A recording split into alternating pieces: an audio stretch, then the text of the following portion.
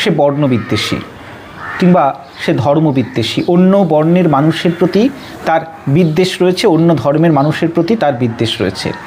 এখন সে যতক্ষণ না এই বিদ্বেষটা তার আচরণের মধ্যে প্রকাশ করছে এবং অন্য মানুষের ক্ষতি করছে, ততক্ষণ পর্যন্ত রাষ্ট্র এবং রাষ্ট্রের আইন তার বিরুদ্ধে কিন্তু কোনো ব্যবস্থা নিতে পারে না।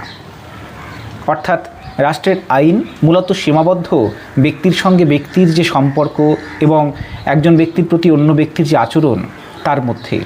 রাষ্ট্রের আইন আপনার আচরণকে নিয়ন্ত্রণ করতে পারে, কিন্তু একজন মানুষ সে নিজের ভিতরে হয়তো অন্য ধর্মের মানুষের প্রতি বিদ্বেষ ভাব পোষণ করছে, নিজের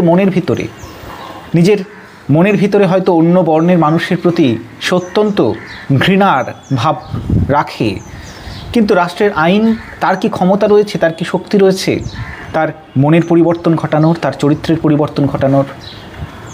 সেই ক্ষমতা, সেই শক্তি কিন্তু রাষ্ট্রের নেই, রাষ্ট্রের আইনেরও নেই। রাষ্ট্রের আইন ততক্ষণ পর্যন্ত কোনো ব্যবস্থা নিতে পারে না যতক্ষণ না আপনি আপনার কাজের মাধ্যমে, আপনার আচরণের মাধ্যমে অন্যের মানুষের ক্ষতি করছেন।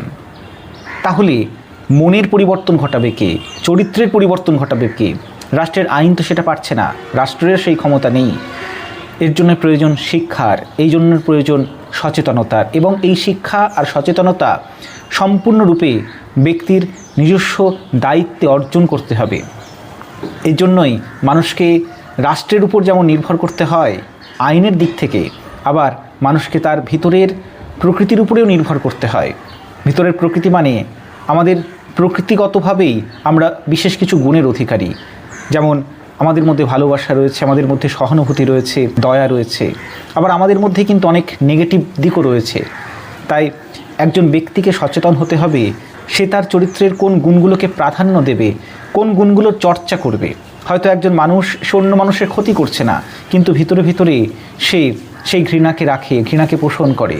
সে হয়তো ভিতরে ভিতরে অত্যন্ত ধর্মবিদ্বেষী কিংবা অন্য বর্ণের প্রতি সে বিদ্বেষী, কিন্তু হয়তো সে আচরণের মাধ্যমে সেই বিদ্বেষটা ব্যক্ত করছে না বা অন্য মানুষের ক্ষতি করছে না, কারণ রাষ্ট্রের আইন সেক্ষেত্রে বাধা দিতে পারে।